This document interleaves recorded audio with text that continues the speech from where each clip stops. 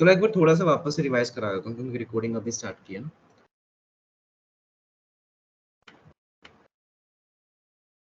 अच्छा, कुछ लोग मुझसे ये भी पूछ रहे थे कि भाई रिकॉर्डिंग तो तू सभी को असेस करवा रहा है, फिर हमने पे ही क्यों किया, ये क्वेश्चंस भी आ रहे थे। देखो ऐसा है, जो कल की क्लास थी वो डेमो क्लास थी, सभी के लिए एसेसिबल। आज की जो क्लास है वो डेमो क्लास है, सभी के लिए एसेसिबल। आज के बाद जो भी क्लासेस होंगी उसमें सिर्फ वही लोग एंटर कर पाएंगे जिन्होंने रजिस्टर किया, और उसी ईमेल से एंटर कर पाएंगे जो रजिस्ट्रेशन टाइम के टाइम पर उन्होंने मेरे को दिया था। ठीक है, कोई और एंटर कर नहीं पाएगा। और रिकॉर्डिंग्स मैं करूंगा अगली क्लासेस की भी, वो रिकॉर्डिंग्स सभी को मिलेगी, लेकिन वो मिलेगी 20 अक्टूबर के बाद, क्योंकि 20 अक्टूबर से मैंने पहले किसी को दे दी, फिर वही जिन्होंने पे किया उनको क्या फायदा हुआ, है ना।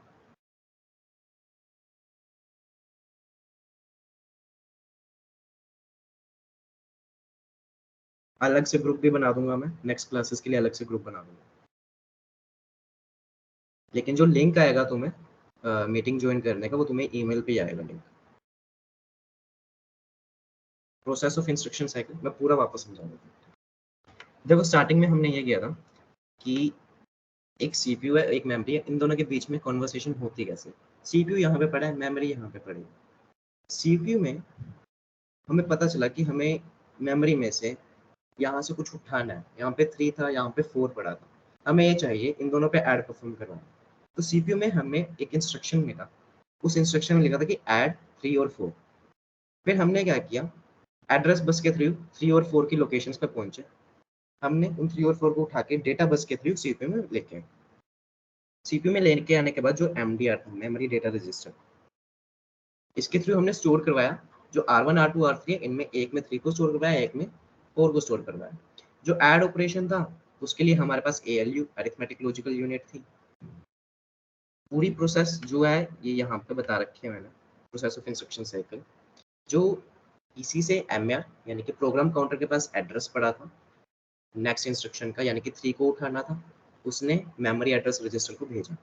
मेमोरी एड्रेस रजिस्टर ने जो एड्रेस बस है उसके थ्रू रैम से कम्युनिकेट किया, रैम में 3 को ढूंढा, 3 से डेटा बस के थ्रू सीपीयू में लाके छोड़ दिया। वैसे ही 4 के साथ भी हुआ होगा। अब ये दोनों चीजें जब अंदर आ चुकी है सीपीयू के मेमोरी डेटा रजिस्टर्स के अंदर, मेमोरी डेटा रजिस्टर्स ने R1 R2 में स्टोर करवा दिया, कहीं पे एक को, एक में 3 को स्टोर करवा दिया, एक में 4 को स्टोर करवा दिया। ये कैसे हुआ, इंस्ट्रक्शन रजिस्टर की वजह से। इंस्ट्रक्शन रजिस्टर ने पूरा का पूरा जो था कि ऐड करना है हम इन दोनों को, पूरा जो इंस्ट्रक्शन था उसको डिकोड किया, क्योंकि ये बाइनरी फॉर्म्स में होते हैं जो भी इंस्ट्रक्शंस होते हैं, तो उनको डिकोड करना पड़ता है। ठीक है, डिकोड करके कंट्रोल यूनिट के पास भेजा। कंट्रोल यूनिट ने क्या किया, उससे देखा कि ये ऐड है, ये मल्टीप्लाई है, सब्ट्रैक्शन है। थोड़ा सा बता दूं कि जैसे ये ऐड होते हैं ना, मान लो ऐड है, ऐड के लिए हो सकता है कि बाइनरी नंबर्स ऐसे हो, ठीक है। सब्ट्रैक्ट के लिए हो सकता है कि ऐसे हो सकता है मल्टीप्लाई के लिए ऐसे होते हो, और हो सकता है कि डिवीजन के लिए ऐसे ऐसे।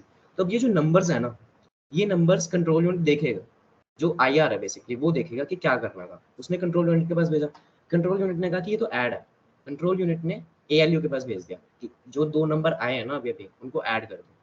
ALU अरिथमेटिक लॉजिकल यूनिट ने उनको ऐड किया, ऐड करके एक्यूमुलेटर रजिस्टर में स्टोर करवा दिया। Accumulator register is nothing but एक ऐसी जगह जहां से ALU से आए हुए डेटा स्टोर होते हैं। ये एक्यूमुलेटर रजिस्टर पे भी क्वेश्चन बन सकता है छोटा। देखो फर्स्ट जो अभी वीक 1 से वीक 5 चलेगा ना, ये थोड़ा थ्योरी बेस्ड है। मैं कोशिश कर रहा हूँ इसमें फालतू की थ्योरी ना बताऊं तुम्हें। जो सर ने डायग्राम्स बताया हुआ है वो रिसर्च ओरिएंटेड है। डायग्राम अगर तुम PPT फॉलो कर रहे हो सर की, तो डायग्राम्स मत देखो चाहे। इतना जो मैंने माइंड मैप्स बनाए हैं बस इतने काफी है, एग्जाम पॉइंट ऑफ व्यू से मोर देन इनफ है।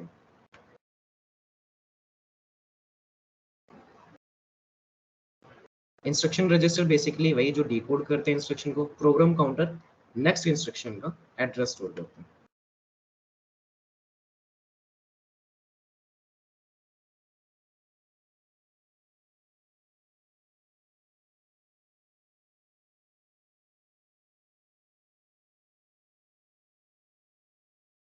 चलो आगे बढ़ते हैं। अब जो भी पढ़ा था ना एक बार उसको भूल जाओ, क्योंकि उसकी जरूरत अभी अगले 5-7 मिनट नहीं पड़ने वाली।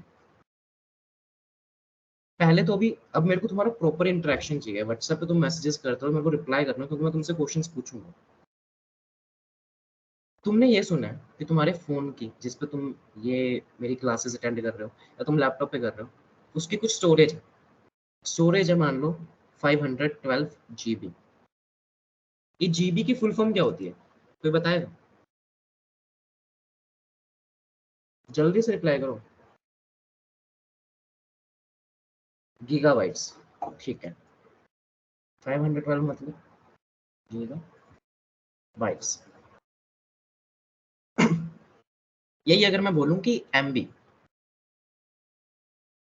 तुम्हारे नेट की जो स्पीड आती है वो 2 Mbps 3 Mbps आती होगी, तो एमबी की फुल फॉर्म क्या होती है? मेगाबाइट्स।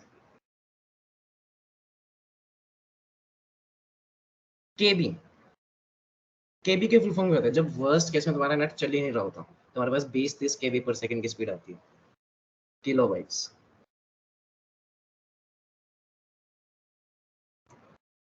ठीक है, ये बाइट्स वर्ड कॉमन देख रहे हो सब में? बाइट्स वर्ड, बाइट्स का क्या मतलब हुआ? देखो एक चीज तो ये पता ही है तुम्हें कि 1 GB equals to 10⁻³ MB। Not 10⁻³ exactly 10⁻³ नहीं बोलेंगे,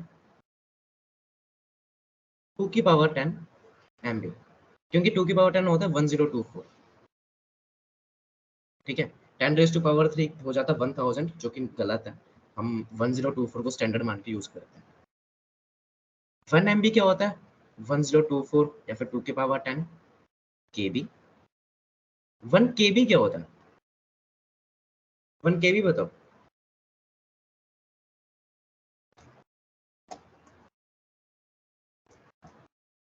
1 KB होता है 1024। गलत गलत गलत।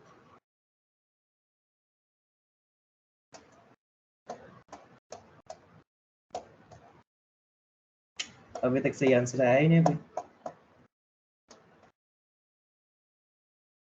हाँ, 1024 बाइट्स। 1 बाइट क्या होता है?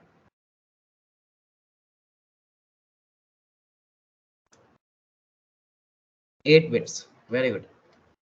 अब ये 8 बिट्स, बिट जो होती है वो सबसे छोटी यूनिट होती है। बिट्स हम बोलते किसको है? तुम्हें पता है बाइनरी नंबर्स यूज होते हैं मशीन लैंग्वेज में। तो अगर मैंने लिखा 0110, जो कि बेसिकली क्या बन जाता है, इसको बोलेंगे 01,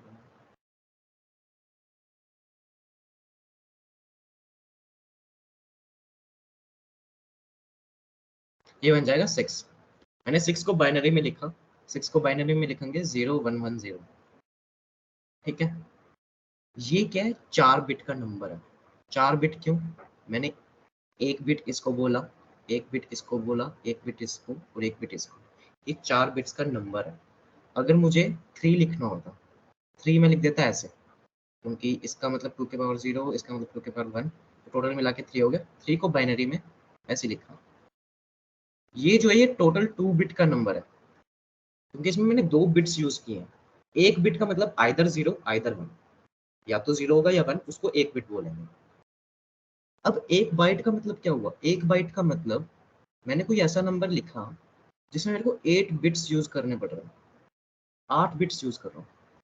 मैं 1 को भी 8 बिट्स में लिख सकता हूँ। अगर मुझे ये 3 लिखना है, जैसे 3 लिखा मैंने, मैं इसको 2 बिट में भी लिख सकता हूँ, मैं इसको 8 बिट में भी लिख सकता हूँ। 8 बिट में कैसे लिखूंगा? ये देखो, लिखा मैंने अभी भी 3 है, लेकिन मैंने यूज कितने बिट्स किए हैं? 8। इसको 1 बाइट बोलते हैं। अगर आप 8 बिट्स यूज कर रहे हो तो बेसिकली 1 बाइट होता है। ये नॉर्मल सी चीज है। और ये आई होप कि ये कन्वर्जन सबको आता होगा, डेसिमल टू बाइनरी वाला जो कन्वर्जन है। सीओए में मेरे पास एक डाउट तुम में से किसी ने पूछा था कि हमें कौन कौन से कन्वर्जन आने चाहिए। तो यही है, एक डेसिमल टू बाइनरी आना चाहिए तुम्हें, और एक होता है हेक्साडेसिमल टू बाइनरी, वो भी आना चाहिए। वो बाद में बताऊंगा, वो कैश मेमोरी में बहुत मजेदार होगा, आराम से हो जाएगा। अब ये इतनी कहानी की क्यों मैंने कि बाइट्स किलोबाइट्स वगैरह तुम्हें बताया क्यों? तुम इन्हीं से डील करोगे आगे वाले लेक्चर्स में। बिट तुम्हें बता दिया क्या होता है। Byte, collection of 8 bits is called a byte. लिख भी देता हूँ, bit smallest unit of memory. Write a collection of 8 bits. अब एक चीज जो आती है, एक बात बताओ, ये मेरा प्रोसेसर है, ये मेरी मेमोरी है। जस्ट सपोज करो ये प्रोसेसर है, ये मेमोरी है, इनके बीच में बसेस हैं। बसेस यानी कि कम्युनिकेशन पाथवेज, एड्रेस बस हो गया या फिर डेटा बस हो गया। मुझे आपको क्या चाहिए, आपका फोन फास्ट चले या धीरे चले? फास्ट चले, जितना ज्यादा फास्ट हो। फास्ट कब चलेगा? जब प्रोसेसर ज्यादा अमाउंट ऑफ डेटा को कब उतने ही टाइम में सोल्व कर पाएगा। सपोज करो मुझे 2+2 करवाना था, तो मैंने मेमोरी से प्रोसेसर में 2 को भेजा, फिर अगले 2 को भेजा, ऐसे मैं धीरे धीरे भेज रहा हूँ। या फिर मैं ऐसा कर सकता हूँ कि मैंने 2+2+3+4 जितने भी भेजने थे वो सारे भेज दिए। ठीक है, बहुत कम टाइम लिया मैंने, तो वो ज्यादा बेटर है सेकंड वाला ऑप्शन। तो ये चीज इंपॉर्टेंट होती है कि मेमोरी से एक बारी में कितना डेटा प्रोसेसर में जा रहा है, उसको बोलते हैं वर्ड लेंथ। क्या होता है? मेमोरी से प्रोसेसर में कितना डेटा एक बारी में जा सकता है, उससे रिलेटेड टर्म है वर्ड लेंथ। अगर मैंने बोला कि एक प्रोसेसर है जिसकी वर्ड लेंथ 4 बाइट्स है, तो यानी कि उस प्रोसेसर में मैं एक बारी में 4 इंटू 8 32 बिट्स भेज सकता हूँ एक बारी में। अगर मैंने कहा कि मेरे पास कोई ऐसा प्रोसेसर है जिसकी वर्ड लेंथ 1 बाइट है, तो यानी कि मैं सिर्फ और सिर्फ 8 बिट्स ही भेज सकता हूँ उसमें एक बारी में। तो हमारे लिए ज़्यादा बेटर कौन सा है? ये दिखने में लग रहा है ज़्यादा बेटर, बट इसके भी अलग कॉम्प्लिकेशंस होते हैं। ये थोड़े होते हैं चीज़ें जो बाद में तुम्हें पता चलेगी कैश मेमोरी जब पढ़ा होगा, अलग अलग चीज़ें होती है। ये अभी एक क्वेश्चन मेरे को एकदम से याद आया, एक आंसर दो, which is the fastest memory in a computer system? Question लिख भी देते हैं।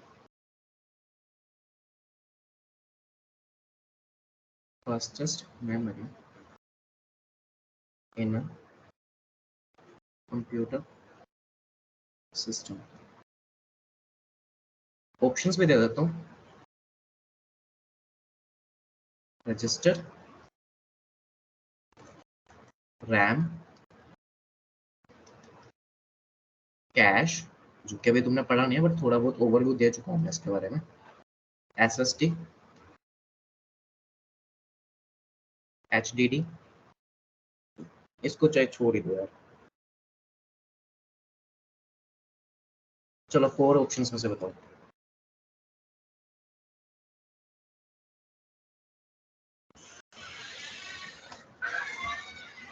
Cache memory, option third cache memory, SSD. ठीक है, अब देखो तुम ना वो चीज याद रखो, मेमोरी का मतलब किचन है तुम्हारा, मेमोरी का मतलब किचन। एसएसडी में तुम्हारे पास इतना बड़ा किचन है, कैश में तुम्हारे पास थोड़ा सा छोटा, रैम में कैश से बड़ा होगा लेकिन एसएसडी से छोटा होगा, और रजिस्टर तो कैश से भी छोटे होते हैं। तुम्हारा किचन का साइज इतना है, कौन से किचन में तुम्हें सामान ढूंढना हो तो तुम सबसे जल्दी ढूंढ पाओगे?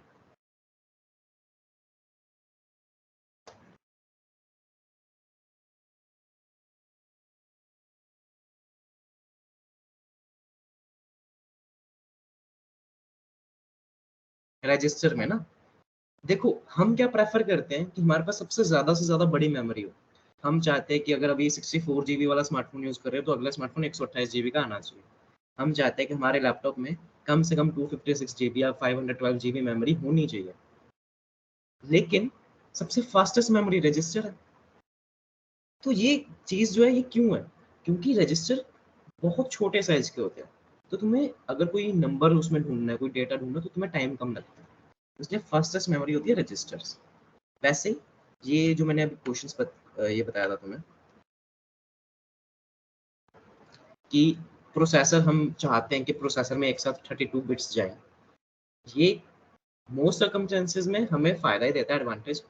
बट कुछ कुछ होते हैं जब थोड़े कॉम्प्लिकेशन अराइज होती है इस चीज के लिए, इसको बाद में करेंगे। बस इसको ध्यान में रखो कि 4 बाइट्स का मतलब 32 बिट्स एक साथ जा सकते हैं प्रोसेसर में, 1 बाइट का मतलब 8 बिट्स जा सकते हैं। और ये जो क्वेश्चन मैंने बताया ना, fastest memory in computer system, ये आ भी सकता है। इसकी एक हायरार्की लिख लो। मैं इसकी हायरार्की बना देता हूँ।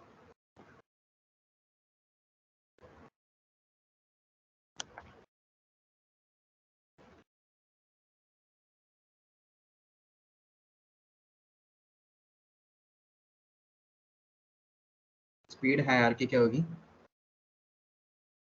सबसे ज्यादा स्पीड रजिस्टर्स की होती है, क्योंकि सबसे छोटे होते हैं। फिर उसके बाद होती है कैश मेमोरी, क्योंकि थोड़ी सी बड़ी होती है उससे। फिर आती है रैम। रैम कैश से थोड़ी और बड़ी होती है। फिर तुम्हारी जो बाकी मेमोरी होती है, लाइक स्टोरेज डिवाइस, बेसिकली मैं बोलता हूँ एसएसडी, एसटीडी जो भी है। इसको याद रखना, इस पे क्वेश्चंस बहुत अच्छे खासे चांसेस है आ जाएगा।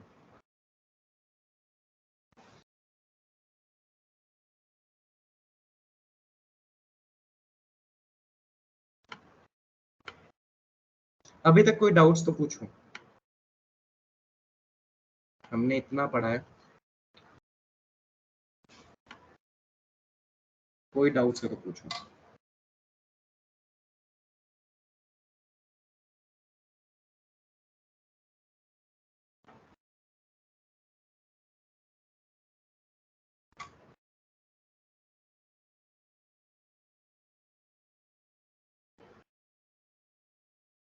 एग्जाम 3 घंटे का होगा भाई।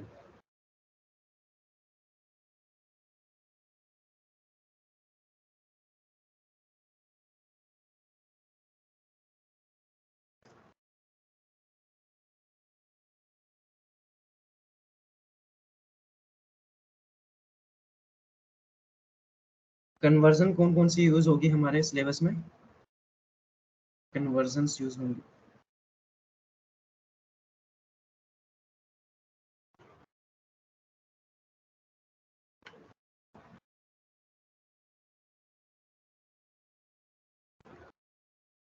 कन्वर्जन्स होगी एक तो decimal to binary, binary to decimal भी हो जाएगी, इसलिए मैंने डबल एरो लगा दिया। दूसरी हेक्साडेसिमल टू बाइनरी, बस ये कन्वर्जन आएगी और कोई भी नहीं आएगी। इनका यूज होगा और वो भी बहुत इजी इजी है, टाइम के साथ तुम्हें आ भी जाएगा ये सब।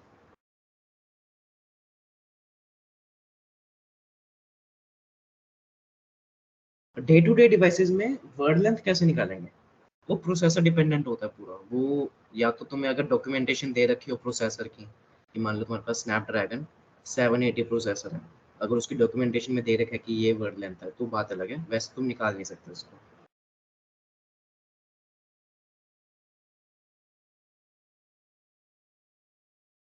रजिस्टर केबी में क्यों है, बिट्स में क्यों नहीं? देखो एक लिमिट होती है जब हम साइज को छोटा कर सकते हैं। रजिस्टर्स को बिट्स में करोगे तो कुछ भी डेटा आएगा ही नहीं। सपोज करो कि 4 बिट्स का रजिस्टर है और तुम्हारा नंबर ही 5 बिट्स का था, तो तुम ऑपरेशंस कर ही नहीं पाओगे उस पर। इसलिए रजिस्टर्स को केबी में रखा जाता है, ताकि कुछ तो डेटा तुम एक साथ स्टोर कर सको। अगर 4 बिट का रजिस्टर है तो उसमें एक नंबर भी ढंग से स्टोर नहीं होगा। अगर 4 केबी का रजिस्टर है तो उसमें काफी सारे नंबर स्टोर हो सकते हैं। चलो चलो नेक्स्ट करते हैं। अब एक चीज हो रहा है, हमने अभी तक पढ़ा कि जो एसएसडी है या जो मेन मेमोरी है, तुम्हारी रैम हो गई या कैश हो गई, इनके साइजेस रजिस्टर से थोड़े बड़े होते हैं। क्या ऐसा कुछ है कि इनका साइज तो उतना ही रहे, बड़ा, लेकिन हम उनकी स्पीड थोड़ी इंक्रीज कर दें उनको एक्सेस करने की? अब इसका एक एग्जांपल देते हैं। ये रहा तुम्हारा वो किचन।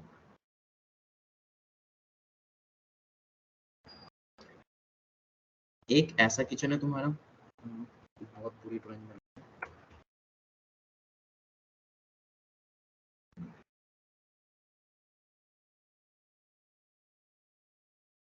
ठीक है।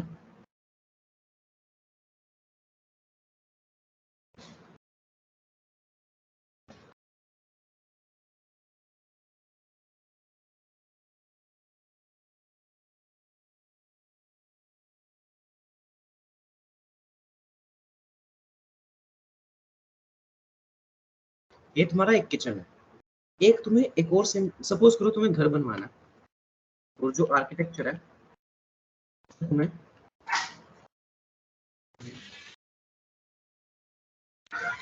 बोला है कि 2 किचन के डिजाइन बनाए हैं मैंने, उनमें से चूज करो।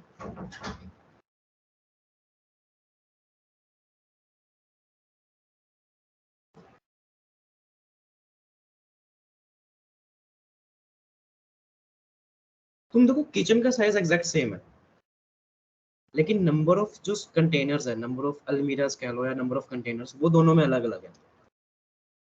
अगर मुझे कोई चीज ढूंढनी है किचन नंबर 1 में,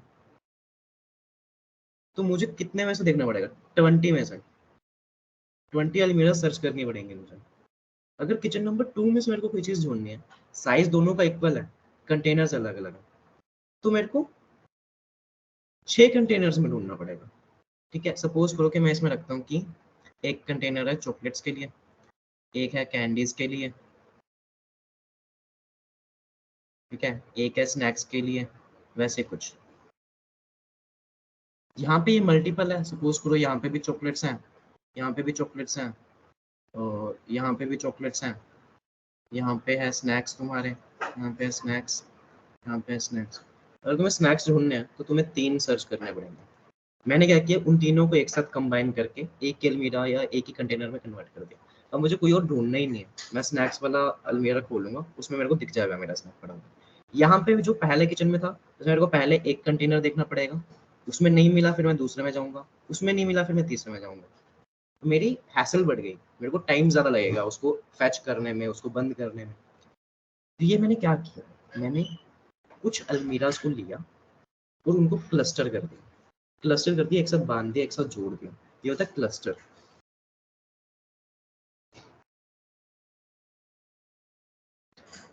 ये थी तुम्हारी मेमोरी।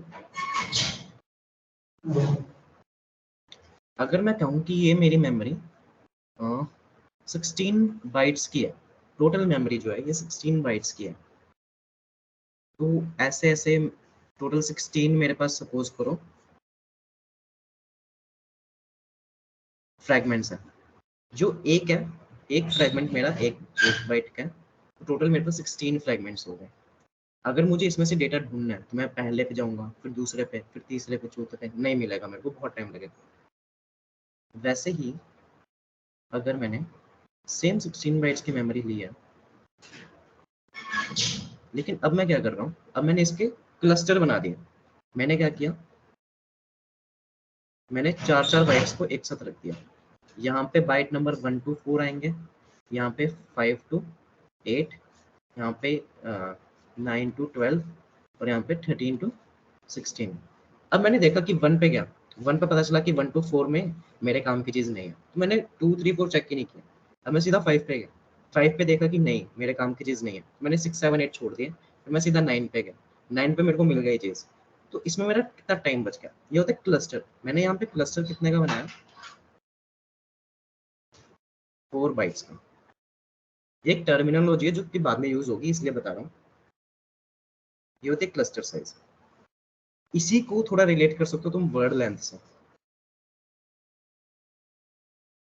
एक बारी में मेरा प्रोसेसर कितना डेटा उठा रहा है, सपोज करो 4 बाइट्स का वर्ड्स था, तो मैंने 4 बाइट एक बारी में भेजा। अगली बारी में मैं ये वाला पोर्शन भेजूंगा, फिर अगली बारी में प्रोसेसर को ये वाला पोर्शन भेजूंगा।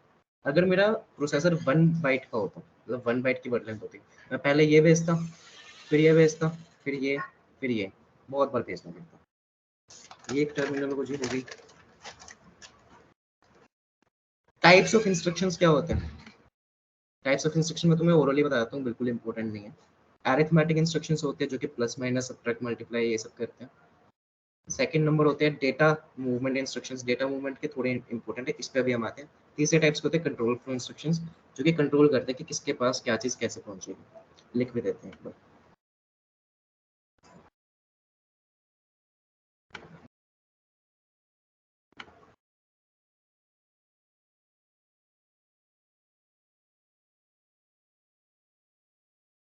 टाइप्स ऑफ इंस्ट्रक्शंस,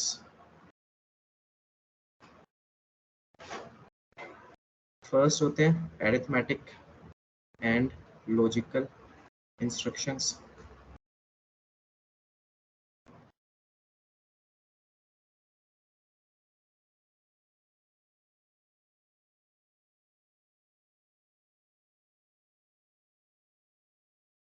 सेकंड होते हैं डेटा मूवमेंट इंस्ट्रक्शंस, थर्ड होते हैं control flow instructions. Arithmetic logical क्या होते हैं? प्लस करना, माइनस करना, मल्टीप्लाई, डिवाइड, और भी बहुत सारे ऑपरेशंस होते हैं। कंट्रोल फ्लो, किस चीज के पास क्या चीज जाएगी, वो होते हैं कंट्रोल फ्लो इंस्ट्रक्शंस। हमें इसको इलाबोरेट करना है, ये एग्जैक्टली क्या है।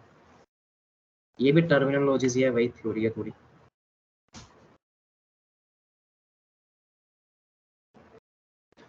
डेटा मूवमेंट कहाँ से कहाँ हो सकती है? डेटा मूवमेंट हमारी या तो रैम से कैश में हो सकती है, कैश से रैम में हो सकती है, रैम से मेन जो एसएसडी है तुम्हारी उधर हो सकती है, एसएसडी से रैम में हो सकती है।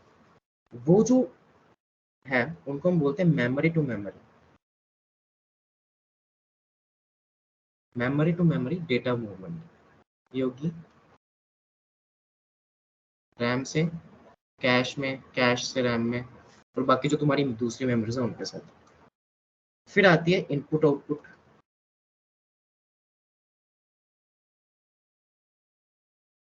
तुमने माउस लगा रखा है, तुमने कीबोर्ड लगा रखा है अपने पीसी के साथ, तुम कोई भी की प्रेस करते हो वो उधर टाइप हो जाता है लेटर। तो ये जो डेटा की मूवमेंट हुई, यहाँ से तुमने दबाई कीज, वहां अंदर गई, वो भी तो एक फ्लो ऑफ डेटा है ना, तो वो भी एक type of data movement instruction है।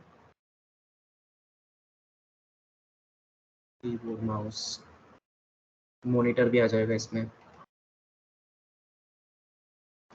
तीसरी जो हमने पढ़ी, मेमोरी टू सीपीयू। सीपीयू के अंदर सबसे बड़ी बात तो सीपीयू होता क्या? सीपीयू कंसिस्ट ऑफ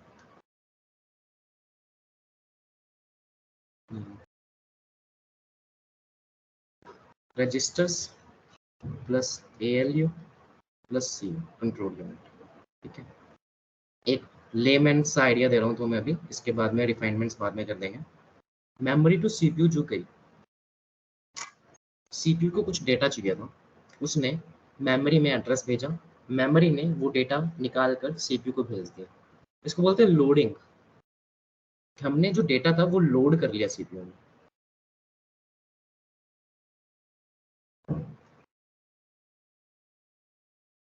यहाँ पे मेमोरी कौन सी बात हो रही है? कैश मेमोरी की। अब सीपीयू ने इंस्ट्रक्शंस किए, 3+4 को ऐड करके 7 बनाया। 7 को कहीं पे स्टोर करवाना पड़ेगा, 7 को स्टोर कराएंगे, नाम में आ रहा है स्टोर, तो इसको बोलते हैं स्टोरिंग इंस्ट्रक्शन। ये थोड़ी सी टर्मिनोलॉजीज है, इनको याद रखना, बाकी ऐसा कुछ खास नहीं था। अब अपने आ रहे हैं लास्ट टॉपिक पे आज के, जो कि थोड़ी सी देर के 5-7 मिनट का। अभी तक के कोई डाउट्स है तो पूछ लो।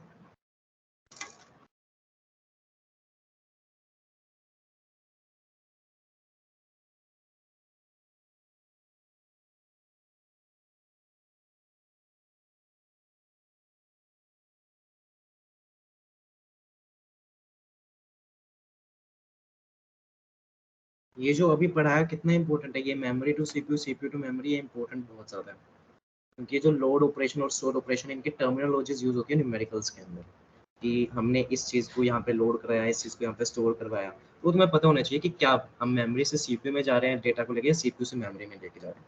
ऊपर वाले दो इंपॉर्टेंट नहीं है, memory to memory input and output. नीचे वाले दो जो है memory to CPU, CPU to memory, important है, इसको बस याद रखना कि किसको लोड बोलते हैं, किसको स्टोर बोलते हैं।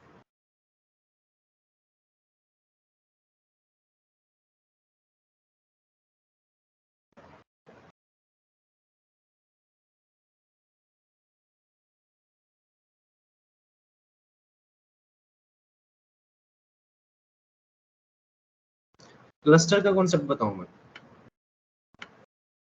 क्लस्टर का कॉन्सेप्ट ये है, तुम्हारे पास दो मेमोरीज हैं सेम अमाउंट की, मान लो रैम है तुम्हारे पास 6 GB की एक रैम है, 6 GB की दूसरी रैम है।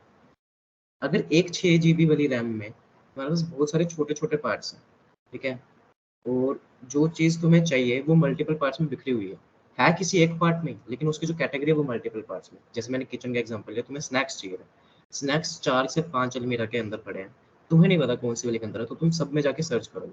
तुम चॉकलेट्स वाली भी सर्च करोगे, तुम स्नैक्स वाली भी सर्च करोगे। स्नैक्स वाली जो 3-4 है उनमें से किसी एक में तुम्हें तुम्हारे काम की चीज़ मिलेगी। दूसरा जो 6 जीबी वाली रैम है तुम्हारे पास, उसमें भी अमाउंट उतनी है, 6 जीबी है जैसे पहले वाले में थी। इसमें क्लस्टर साइज़ बढ़ा दिया, यानी कि जो 3-4 अलग-अलग कंटेनर्स थे ना स्नैक्स के, वो एक ही जगह पे रख दिया, ताकि जैसे ही मैं स्नैक्स वाले कंटेनर पे आऊँ, तो मेरे को कन्फर्मेशन हो जाए कि हाँ, सारा सामान इधर ही मिलेगा जो भी मेरे को देखना है। मेरे को आगे मूव नहीं करना पड़ेगा। अब इसमें क्या हुआ कि मैंने एक ही बार वो अलमीरा खोली स्नैक्स वाली, उधर ही ढूँढा मैंने और निकाल लिया। पहले वाले केस में क्या होता, मैंने एक अलमीरा खोली, नहीं मिला, उसको बंद की। फिर दूसरी वाली खोली, उसमें नहीं मिला, उसको बंद की। फिर तीसरी वाली खोली। ये जो बंद और खोलने में टाइम जा रहा है ना, ये टाइम काफ़ी क्रूशियल होता है। हम चाहते हैं कि प्रोसेसर जल्दी से जल्दी, ज़्यादा से ज़्यादा इंस्ट्रक्शंस को प्रोसेस करे, ताकि हमारा जो स्पीड है, परफॉर्मेंस है, स्मूथ है। हम यही चाहते हैं कि फ़ोन हमारा स्मूथ चले, लैग ना हो। तो इसीलिए ये चीज़ इम्पोर्टेंट हो जाती है, स्मूथनेस के लिए, परफॉर्मेंस के लिए।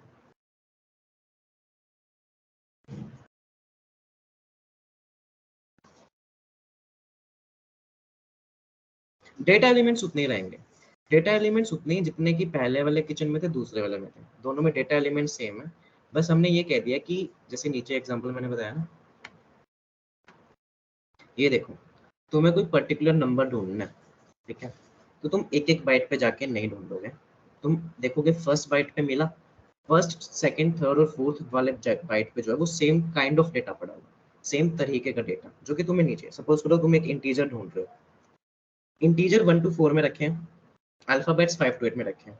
सपोज करो तुम अल्फाबेट ढूंढ रहे हो, पहले वाला जो केस है जिसमें 16 अलग अलग फ्रेगमेंट्स है, उसमें तुम पहले बाइट पे जाओगे, तुम्हें पता चला कि नहीं ये काम की चीज़ नहीं है। सेकंड पे गए नहीं, थर्ड पे गए नहीं, फोर्थ पे गए नहीं, फिर फिफ्थ, सिक्स, सेवंथ, एट में से कोई एक मिलेगा तुम्हें। जो दूसरा वाला केस है, तुम पहले वाले बाइट पे गए, इसके अंदर तुम पहले इसके अंदर गए, तुम्हें पता चलेगा कि ये सारे इंटीजर्स ही है 1 to 4 के अंदर। तो तुम second number byte, third number byte और फोर्थ नंबर बाइट चेक ही नहीं करोगे, वो तुमने टाइम सेव कर लिया।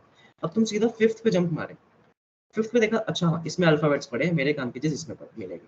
फिर तुमने 5 भी देखा, तुमने 6 भी देखा, तुमने 7 भी देखा, तुमने 8 भी देखा, जब तक तुम्हें वो चीज मिल नहीं जाती। तो बेसिकली तुम्हारे सेव क्या हुआ, सेकंड बाइट नहीं देखा, थर्ड नहीं देखा, फोर्थ नहीं देखा।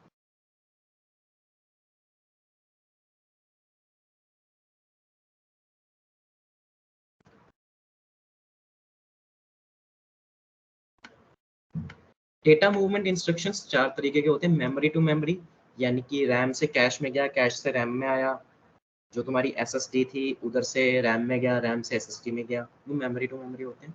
इनपुट आउटपुट, तुम्हारे कीबोर्ड से कोई डेटा फ्लो होकर सीपीयू के अंदर गया, माउस से फ्लो के गया, कीबोर्ड से, सॉरी, सीपीयू से निकल के मॉनिटर पे आके कुछ डिस्प्ले हो रहा है, वो इनपुट आउटपुट इंस्ट्रक्शन है, जिसमें इनपुट और आउटपुट डिवाइसेस काम यूज कर रहे हैं। मेमोरी टू सीपीयू, कैश से सीपीयू के अंदर कुछ जा रहा है तो उसको हम लोड बोलेंगे, यानी कि मैम जो डेटा है वो हम कैश से उठा के लोड करें। जैसे ट्रक्स वगैरह होते हैं उनमें हम डेटा को लोड करते हैं ना, जो चीजें होती है उनको लोड करते हैं ट्रक में, तो ट्रक हमारा सीपीयू है। हम कहीं से उठा रहे हैं सामान जो कि मेमोरी है, जो कि कैश है, उधर से लोड करके सीपीयू में डाल रहे हैं, उसको लोड बोल रहे हैं। फिर सीपीयू में जो 3 और 4, जैसे हमने मेमोरी से उठाया 3 और 4, वो सीपीयू में डाल रहे हैं, वो लोडिंग थी। सीपीयू ने परफॉर्म किया, उस पर एग्जीक्यूशन किया, 3+4 के 7 बना।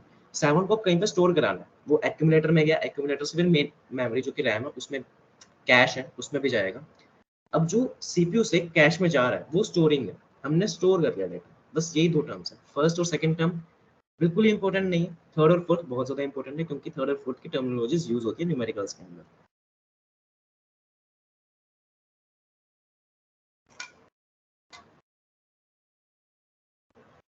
एक क्लस्टर के अंदर same type of data elements रहते हैं, ये बात समझ लो। चलो, सबके डाउट्स हो गए। नेक्स्ट आते हैं, ये बिल्कुल एक छोटी सी चीज़ बता रहा हूँ क्योंकि टाइम भी हमारा लगभग हो चुका है और ये है भी कुछ ज़्यादा इंपॉर्टेंट नहीं है। ए इक्वल्स टू बी प्लस सी, हमने सी प्लस प्लस के प्रोग्राम्स बनाते वक्त लिखा है ऐसे। इसका मतलब क्या होता है कि बी को उठाओ रजिस्टर से या कहीं से भी, सी को भी उठाओ, उन दोनों को ऐड करके ए में डाल दो। ए क्या थी, एक मेमोरी लोकेशन थी, ये तुम्हारी मेन मेमोरी या कुछ भी कह लो, कोई भी मेमोरी थी, इसके अंदर बहुत सारे डेटा सेल्स थे। कहीं से तुमने उठाया बी और सी, और फिर कहीं ए पे तुमने वो चीज स्टोर करा दी, ठीक है? ये था। इसी को और कैसे लिखते हैं ये तो तुम्हें समझ आ रहा है, ए इक्वल्स टू बी प्लस सी, लेकिन ये चीजें प्रोसेसर को समझ नहीं आती, प्रोसेसर को बाइनरी समझ में आती है। तो प्रोसेसर का जो सिस्टम है वो ऐसा चल रहा है, ऐड करना है हमें ए कोमा बी कोमा सी। इसका मतलब ये बिल्कुल भी नहीं है कि ए बी और सी तीनों को ऐड करना है। ए बी और सी तीनों को ऐड नहीं करना। जो फर्स्ट वेरिएबल लिखा है ए, इसको बोलते हैं डेस्टिनेशन ऑपरेंड, यानी कि रिजल्ट आके इसके अंदर स्टोर होगा। जो ये बी और सी है इनको बोलते हैं सोर्स ऑपरेंड्स, यहाँ से हमने डेटा उठाया था। ये जो है ये हमारा ऑपरेटर है। अब तुम कहोगे कि ये तो बाइनरी में है ही नहीं, सीपीयू कैसे समझेगा इसको? तो ये बेसिक फॉर्म बताइए जिस तरीके से सीपीयू समझता है। सीपीयू कैसे समझेगा? मैंने बताया था ऐड को अगर 0 0 से रिप्रेजेंट करते हैं तो सीपीयू के पास ये जाएगा 0 0। फिर ए जो है, ए सपोज करो कि ए की मेमोरी लोकेशन, ए का हमें कुछ अभी पता नहीं क्योंकि हमें बी और सी पता है। बी और सी 3 थे, बी 3 था, सी 4 था। 4 को हमने कैसे लिखा? 4 को हम लिख सकते हैं 0 1 0 0। ये अगेन वही कन्वर्जन कर रहा हूँ मैं। 3 को हम कैसे लिख सकते हैं? 0 0 1 1। ठीक है, यहाँ पे जो रिजल्ट आएगा इन दोनों का वो यहाँ पे स्टोर हो जाएगा और ये पूरा का पूरा एक यूनिट बन जाएगा। 0 0 जो थे उसको बोलते हैं ऑप कोड, ऑपरेशन का कोड। ऐड का अलग कोड है जैसे 0 0 मैंने बताया, मल्टीप्लाई का कुछ अलग होगा। ये वेरी करते हैं चीजें कि कौन सी चीज का कौन सा क्या कोड होता है। हमने एग्जांपल लिया कि ऐड का 0 0, अगर यहीं पे मेरे को सब्ट्रैक्ट करना होता तो हो सकता है मैं यहाँ पे 0 1 लिख देता 0 0 की जगह। ये चीज जो आईआर होता है इंस्ट्रक्शन रजिस्टर, ये डिकोड करता है। आईआर ने देखा कि 0 1 है, अच्छा सब्ट्रैक्ट करना है मेरे को बी और सी। ठीक है, ये तुम्हारा वो नंबर है बी और ये सी, इनका जो रिजल्ट आएगा वो यहाँ पे आके स्टोर हो जाएगा। आज के लिए इतना ही है। अगर कुछ भी चीज़ है जो तुम्हें समझ नहीं है, डाउट्स है तो पूछ लो, जाना चाहो तो तुम जा सकते हो।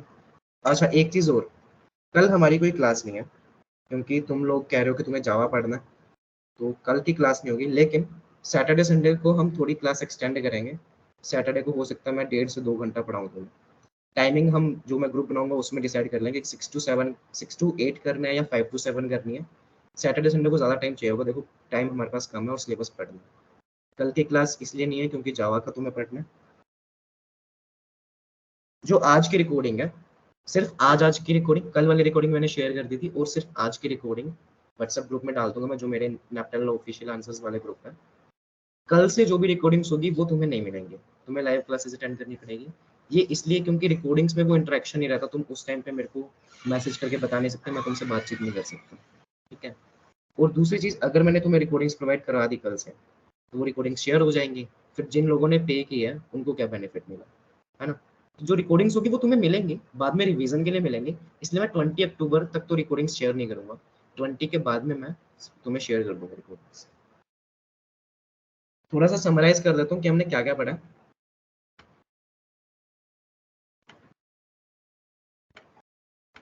हमने पहले देखे डिफरेंट टाइप्स ऑफ रजिस्टर्स क्या होते हैं।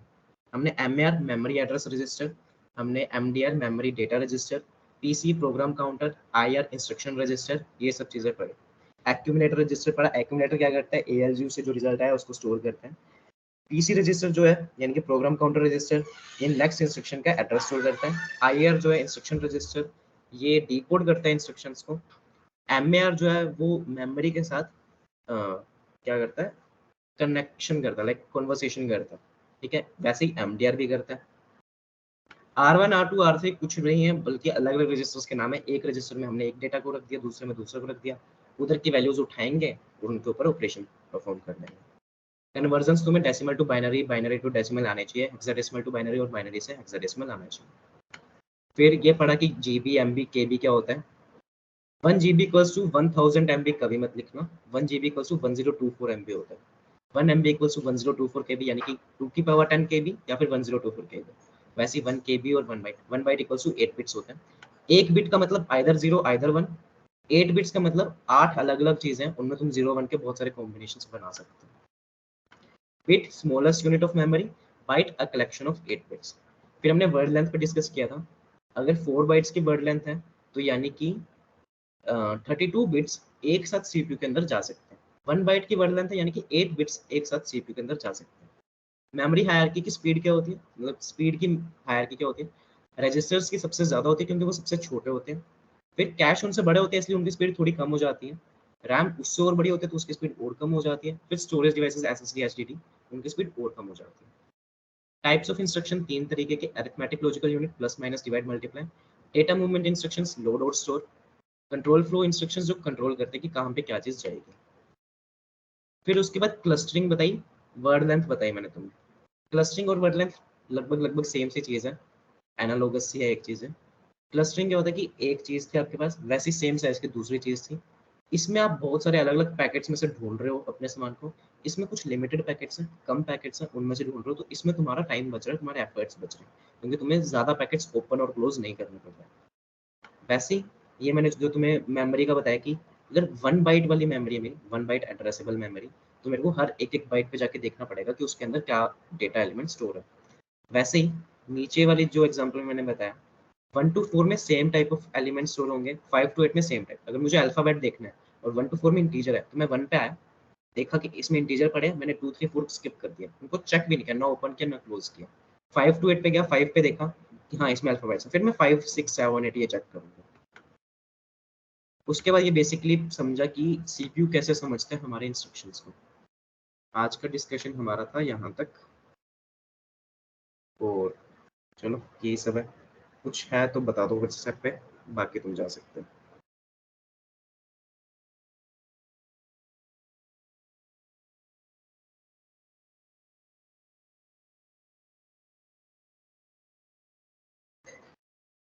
मेरे को बहुत लोग कह रहे हैं कि भाई स्पीड बढ़ा, स्पीड बढ़ा। समझो बात को, बहुत से ऐसे लोग हैं जिनको इस चीज़ के बारे में कुछ नहीं पता है, सीओए के बारे में, केबी, एमबी ये सब भी नहीं पता है। इसलिए मैं धीरे-धीरे पढ़ा रहा हूँ ताकि तुम्हारे बेसिक्स क्लियर हो जाए, उसके बाद मैं कितनी मर्ज़ी स्पीड चक लूँगा, तुम्हें पता ही नहीं चलेगा। तुम्हें सब चीज़ें समझ आएँगी। अगर अभी से मैंने पेस अप कर दिया बेसिक्स में, तो तुम्हें लगेगा स्टार्टिंग में कि हाँ ठीक है, स्पीड अच्छी चल रही है, धीरे नहीं पढ़ा रहा हूँ मैं। उसके बाद में जो चीज़ें पढ़ाऊँगा वो तुम्हें समझ नहीं आएँगी। बेसिक्स पे मैं बहुत ज़्यादा फ़ोकस इसलिए कर रहा हूँ क्योंकि बेसिक्स क्लियर हो गए ना, तो उसके बाद तो कितने खींच दो, तुम्हें सब समझ आएगा। जो वीक 6 से वीक 9 है ना कैश मेमोरी, वो मैं बहुत फ़ास्ट पढ़ाऊँगा और उसमें तुम्हें मज़ा आएगा। जिन्होंने जेनुइनली नेप्टल के लेक्चर्स देखे हैं, जॉन जोस सर के, उनसे पूछना कितना टाइम लगा होगा उनको। मेरे को खुद को 3-3 4-4 घंटे एक वीडियो पे बिताया मैंने, कैश मेमोरी वाले के। लेकिन अब जब मुझे समझ आ गया कि कैसे करना है, तो मैं वो टाइम निकाल के थोड़ा इधर लगा रहा हूँ। वहाँ पे हम पेस अप कर पाएँगे, वहाँ पे न्यूमेरिकल्स बहुत ज़्यादा होंगे, उनको सोल्व करेंगे तो चीज़ आराम से समझ आएगी। ठीक है?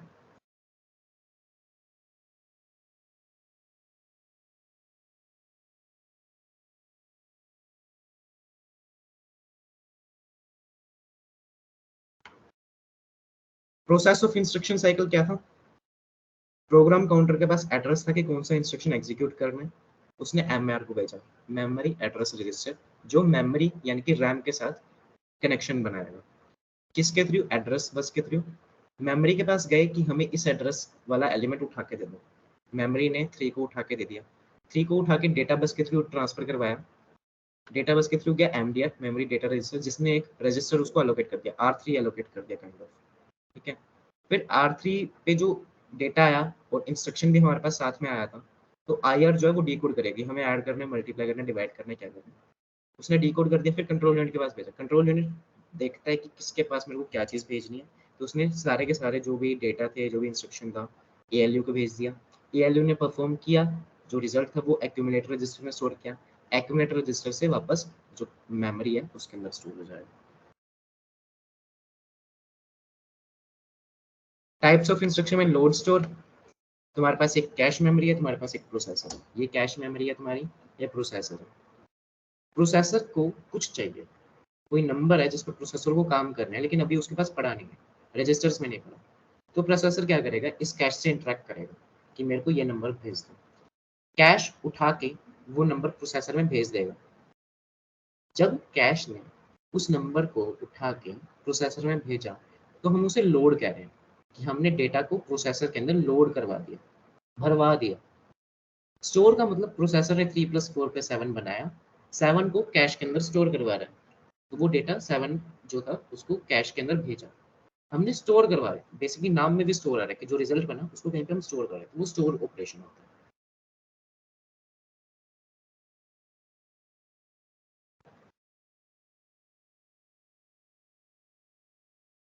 न्यूमेरिकल्स और थ्योरी ऐसा कुछ नहीं है कि कौन सा ज़्यादा होगा कौन सा कम, इक्वल से ही आएंगे। थ्योरी पे भी जोर करना पड़ेगा, न्यूमेरिकल्स भी करेंगे। चलो आज की मीटिंग हो चुकी है, सारे डाउट्स तुम्हारे हो चुके हैं। बाकी हम परसों मिल रहे हैं, परसों हमारी नेक्स्ट क्लास है, कल नहीं, कल जावा के लिए पढ़ो। Bye everyone.